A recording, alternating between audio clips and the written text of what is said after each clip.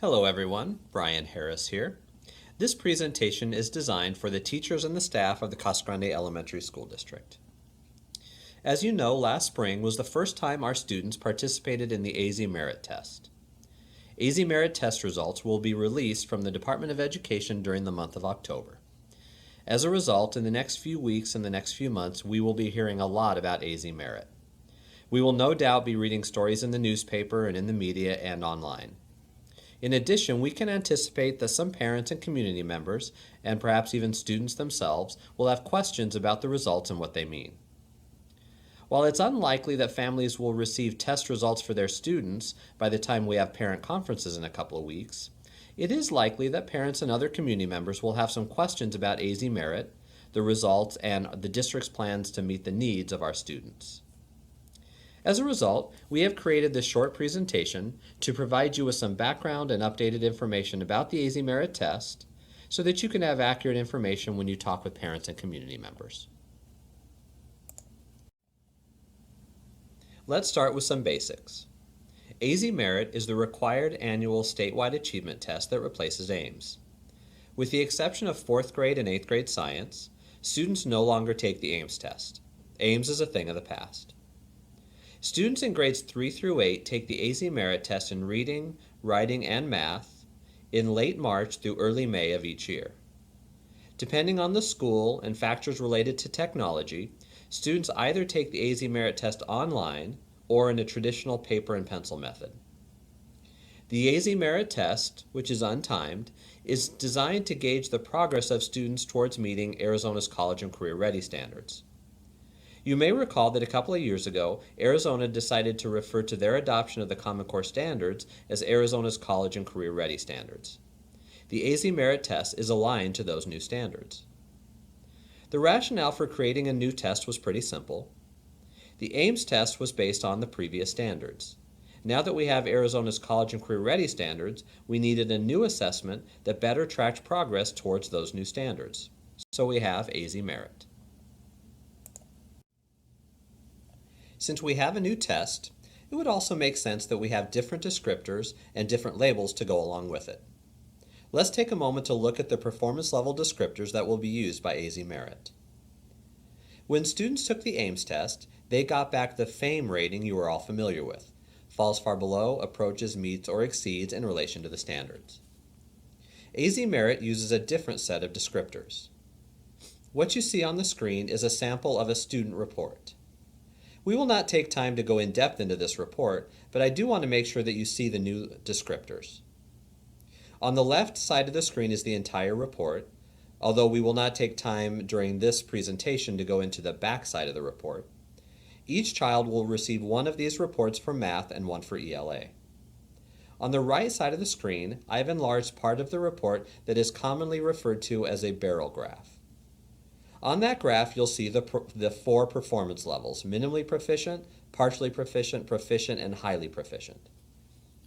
In the coming weeks, part of the confusion and discussion may center on those 4 labels. AIMS also had 4 labels, the FAME labels. It will be tempting, and some will inappropriately attempt to do this, it will be tempting to do a straight comparison between the 2 labeling systems. For example, it would be tempting to say that a falls far below rating on AIMS should be about the same as minimally proficient on AZMERIT. While tempting and pretty easy to do, it's also highly inaccurate.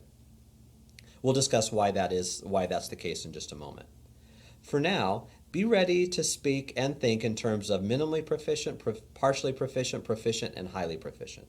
Those are the new performance levels our students will receive. On this graph, you also see the different cut scores for each of the performance levels.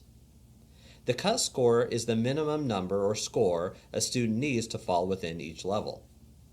You can see on the screen in this example that in order to be considered proficient, a 3rd grade student, this is an ELA example, would need to score at least 2,509. By the way, this is just a sample report. The actual 3rd grade cut scores may be different. Each grade and each content area has different cut scores. While we don't have time during this presentation to go in depth into those cut scores and the process undertaken to determine each of them, what's most important to know is that teams of teachers around the state of Arizona are the ones who determine the cut scores. The State Board of Education approved those cut scores based on recommendations by the teachers. In addition to the student report for ELA and math, each family will also receive one copy of the family guide that you now see on the screen. This is a generic guide that provides more information about how to read the student report. We will not go into depth into this document either, but it's important to keep in mind what parents will receive. Because as teachers, you are trusted resources of information for families, it's worth the time to make sure you are familiar with the terminology and the documents that parents will be getting.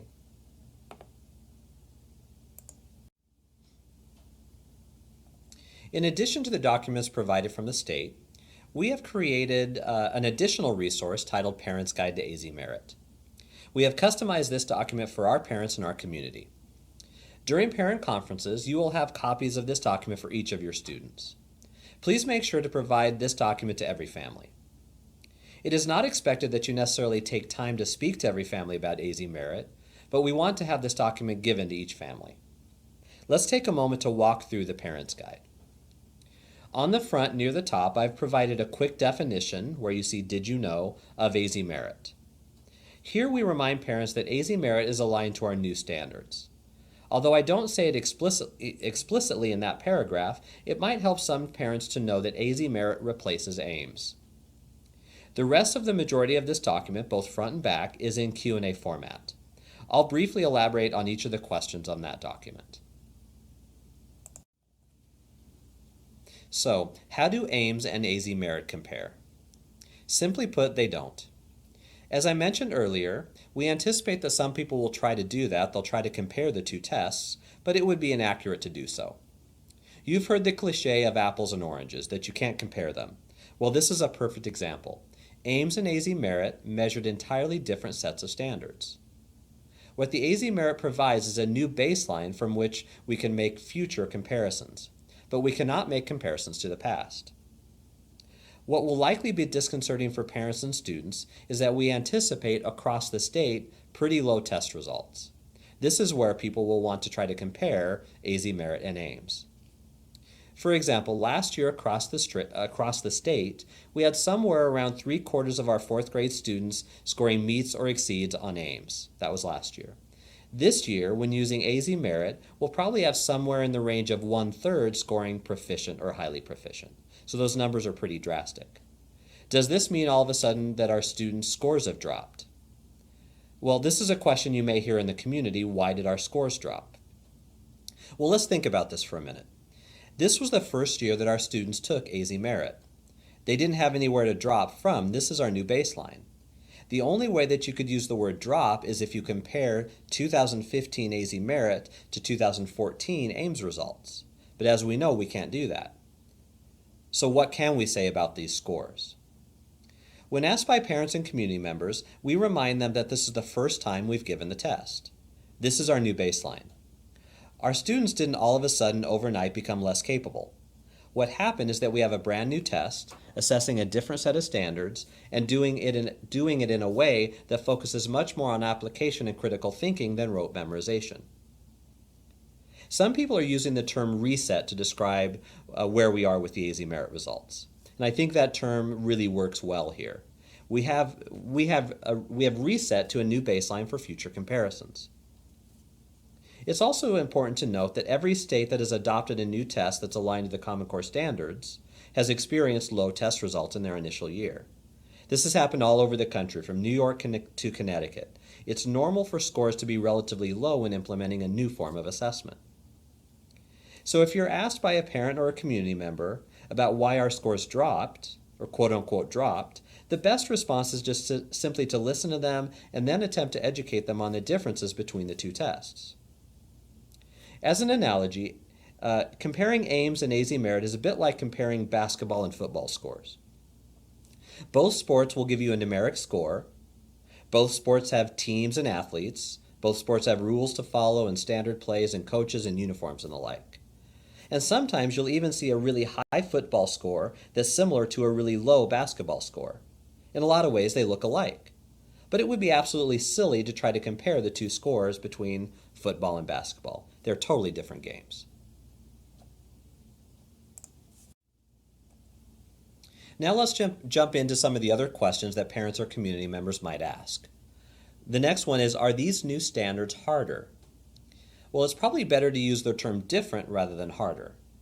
Based on our experiences last year with AZMERIT, we saw that the test requires students to demonstrate mastery in a very different way than the AIMS test. AZMERIT focuses much more on application and demonstration of mastery, while the AIMS focus more on memorization of discrete skills and content knowledge. This is the big difference with AZMERIT.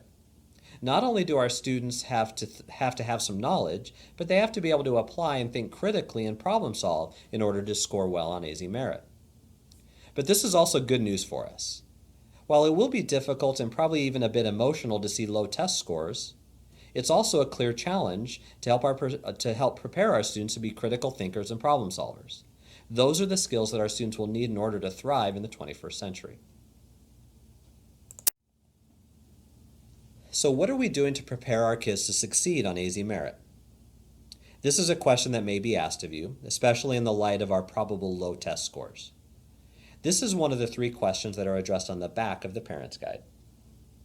This is where you, as an educator and trusted member of the community, get to shine and brag about what you do. While we want to take specific steps to help our students do well at the time of the test, we don't want to teach to the test. Test preparation and teaching to the test are entirely different things.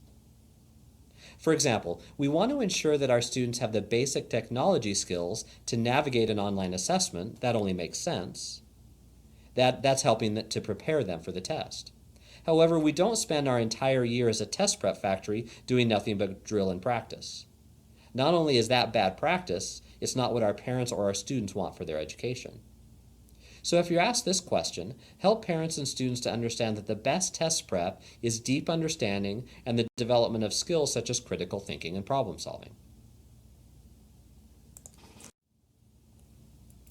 During your conversations with parents, you may be asked about what they can do to help ensure that their students do well on AZMERIT.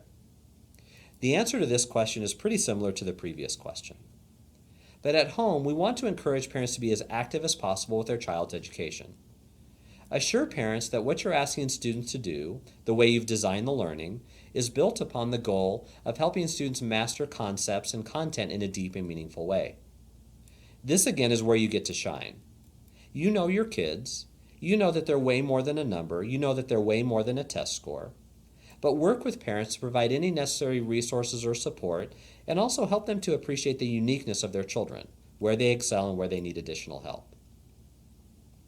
One side note, in the last several weeks, you should have received from your principal a document developed by the Arizona Department of Education titled Performance Level Descriptors. This document breaks down each standard specifically and outlines the knowledge and skills a child would demonstrate for each of those performance levels of minimally proficient, partially proficient, proficient, and highly proficient. It's a great tool to use in your planning as well as in your discussions with parents. The last question on the back of this page is just a reminder for the different resources to utilize when they want to learn more, when parents want to learn more about the AZMERIT test. Of course, as a teacher, you're the primary source of information because you're trusted, but you can refer specific questions to your administrative team at your site. Lastly, on the back of the second page, we have provided a list of resources. I would encourage everyone to take a closer look at those resources. On this video, the links will not work, but take note that we have created a District AZMERIT page, which is hosted on the Curriculum and Instruction Office page. On that page, we'll provide more information for community members and parents and staff members. As the year progresses, we'll add more and more resources and documents to that page. Finally, thank you for taking the time to learn more about AZMERIT, and thank you for your continued dedication to your students. If you have any questions about the content of this presentation, feel free to contact my office or the Curriculum and Instruction Office.